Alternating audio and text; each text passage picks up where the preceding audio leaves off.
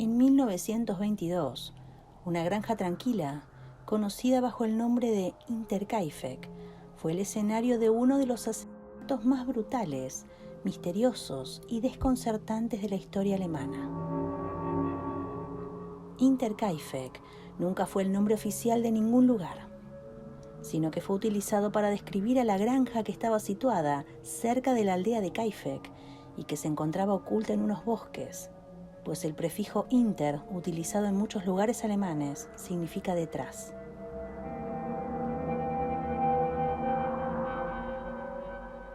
Pocos días antes de lo sucedido, el granjero Andreas Gruber le contó a sus vecinos sobre el hallazgo de unas huellas extrañas en la nieve que salían del bosque circundante y que se dirigían hacia la casa, pero sin que hubiera huellas de regreso de nuevo al bosque. También alertó sobre haber oído pisadas en su ático y hallado un periódico en su porche que nadie en la familia reconoció. Por otra parte, un juego de llaves de la casa se había perdido días antes de los asesinatos. Ninguno de estos incidentes fueron informados a la policía.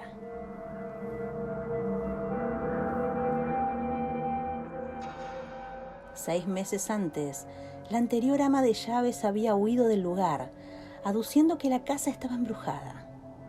Explicó que oyó voces extrañas y otros ruidos en los alrededores de la casa.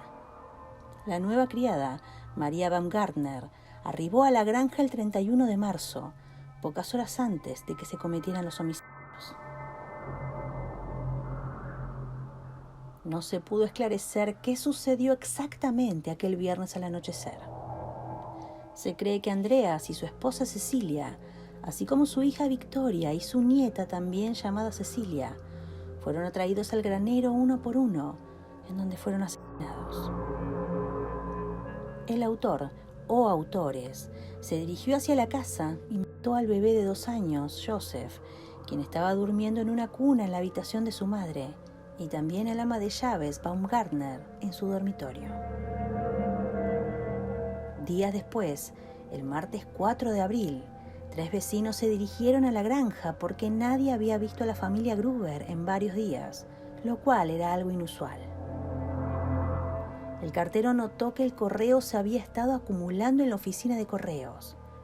Posteriormente fue hasta la casa con la correspondencia, pero nadie atendió su llamada.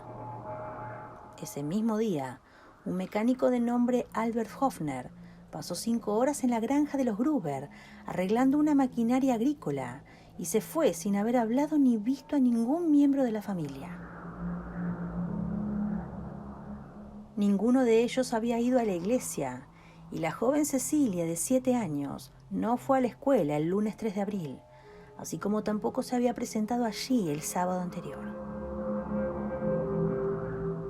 Al dirigirse al lugar, encontraron el granero cerrado. Al irrumpir en él, encontraron los cadáveres apaleados de Andreas, su esposa, su hija y su nieta, cubiertos sobre paja y una puerta vieja. Mientras que Joseph y el ama de llaves, Maria Baumgartner, fueron encontrados muertos dentro de la casa. Un muchacho fue enviado en bicicleta a la villa más cercana de Wangen para alertar a la policía. Tras el descubrimiento de los cuerpos y la llamada inmediata a las autoridades, en cuestión de horas, los investigadores del Departamento de Policía de Múnich, a cargo del inspector George Reingruber, llegaron a la granja. Al arribar al lugar, encontraron docenas de curiosos pululando por la propiedad, contaminando la escena del crimen e incluso comiendo aperitivos en la cocina. Al día siguiente, el miércoles 5 de abril, el doctor Johann Aumüller realizó las autopsias preliminares en el granero.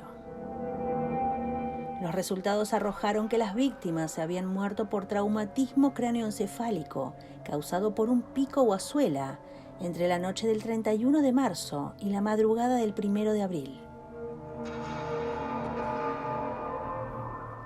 A los cuerpos se les quitó la cabeza y estas fueron enviadas a Múnich para ser examinadas por clarividentes sin que obtuvieran ningún resultado.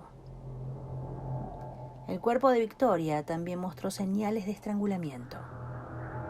Todas las víctimas, excepto una, se cree que habían muerto al instante, con la excepción de la joven Cecilia, que mostró evidencias de haber sobrevivido varias horas después de haber sido gravemente herida.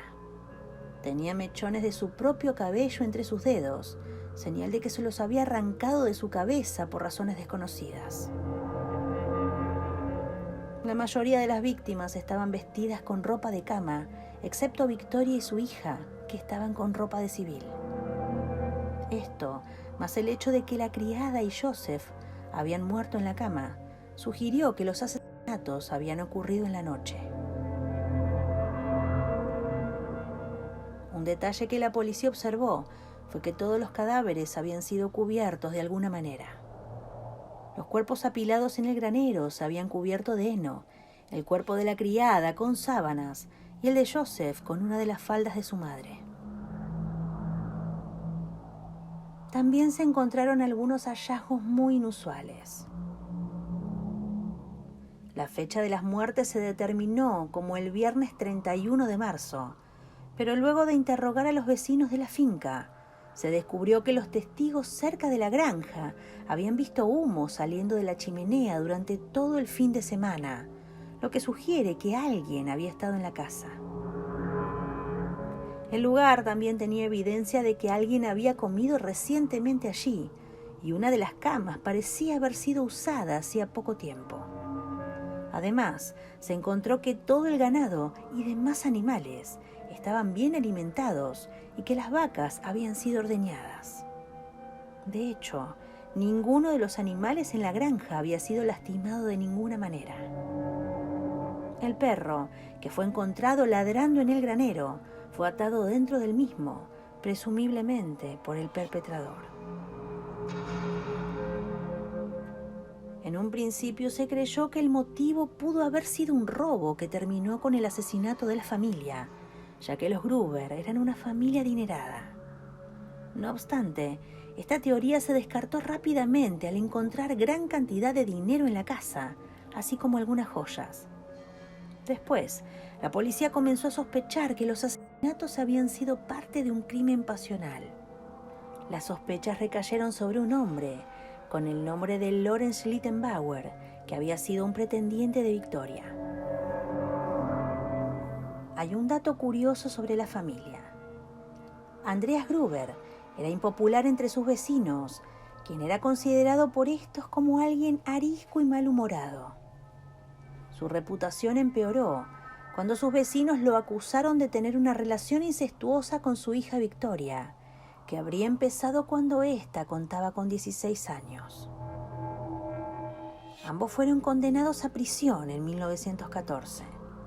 A Andrea se le sentenció a 1 año y a Victoria 1 mes, después de que ambos fueran descubiertos por una criada, teniendo relaciones sobre el heno del granero. Los vecinos especularon que Andreas era en realidad el padre de su nieto Joseph. El certificado de nacimiento de Joseph apuntaba a un vecino, anotado como LS, pero el documento no logró amortiguar las sospechas de la gente. Las iniciales correspondían a Lawrence Schlittenbauer, quien en un principio negó la paternidad de Joseph y acusó a Andreas en septiembre de 1919 de haberlo concebido, pero posteriormente reconoció ser el padre. No obstante, algún tiempo más tarde volvió a su versión inicial.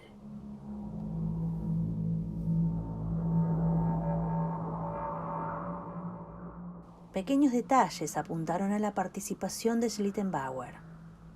En primer lugar, fue el único que pasó a ser uno de los miembros del grupo de búsqueda original, que había ido a la finca para buscar a los Gruber después de que hubieran desaparecido. Mientras él estuvo allí, se informó de que el perro atado en el granero había tomado una aversión particular hacia él y habría ladrado todo el tiempo en su presencia.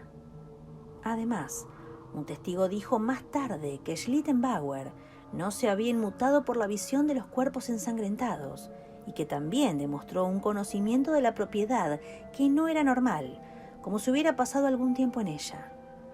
Todo esto llamó la atención y Schlittenbauer fue interrogado extensamente por la policía. pero al final simplemente no tenían suficientes evidencias concretas que lo relacionaran con el crimen y nunca fue detenido por ello.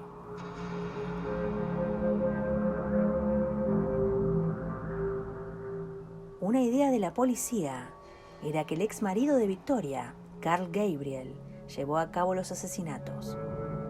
Aunque Gabriel supuestamente había muerto en las trincheras francesas de la Primera Guerra Mundial durante 1914, su cuerpo nunca fue encontrado y nunca había recibido un entierro apropiado. Por esta razón, se especuló que pudo haber regresado por su esposa y al ver su implicación con Schlittenbauer, podría haber cometido los asesinatos en el marco de un crimen pasional.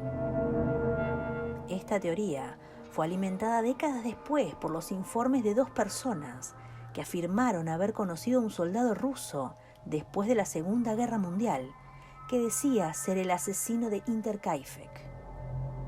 Se ha especulado que él originalmente fingió su muerte para librarse de su esposa, pero que habría cambiado de opinión y regresado a casa. Sin embargo, la mayoría de sus camaradas dijeron haberlo visto morir en la guerra, y dichos informes fueron creídos por la policía.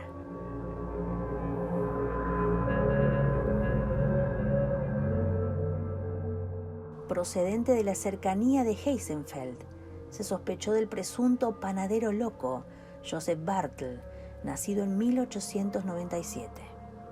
En 1921 había huido del hospital de Wurzburgo, recluido allí debido a su estado mental y a su presunta participación en un asesinato ocurrido en 1919.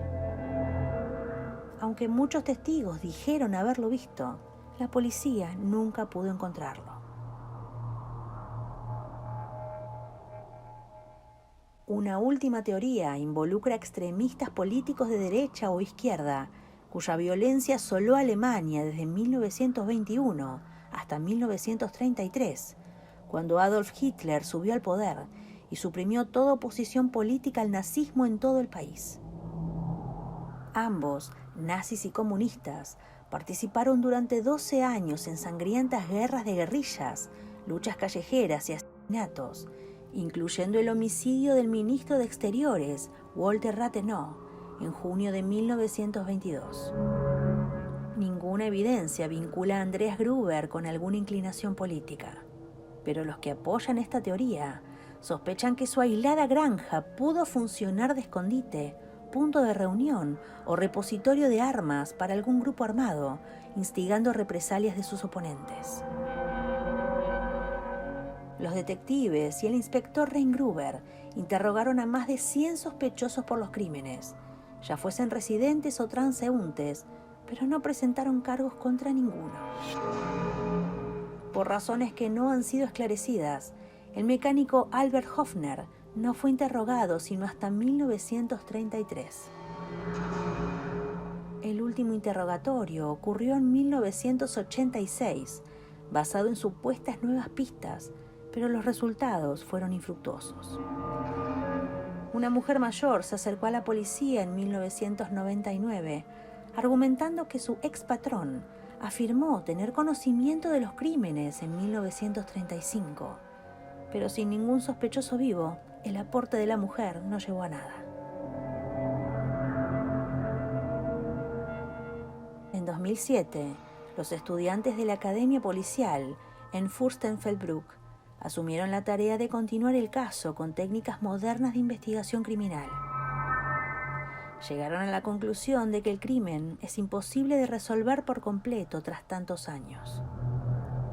Hay una falta de prueba sustancial debido a las primitivas técnicas de investigación de la época. Además, las evidencias se han perdido y los sospechosos y testigos han muerto desde entonces. Sin embargo, los estudiantes dieron con un principal sospechoso, pero no lo nombraron por respeto a los familiares que aún viven. Las 6 víctimas fueron enterradas en Weidhofen, donde se erige un monumento en el cementerio. Los cráneos nunca regresaron de Múnich, ya que se perdieron durante el caos de la Segunda Guerra Mundial. La granja fue demolida al año siguiente de los homicidios en 1923.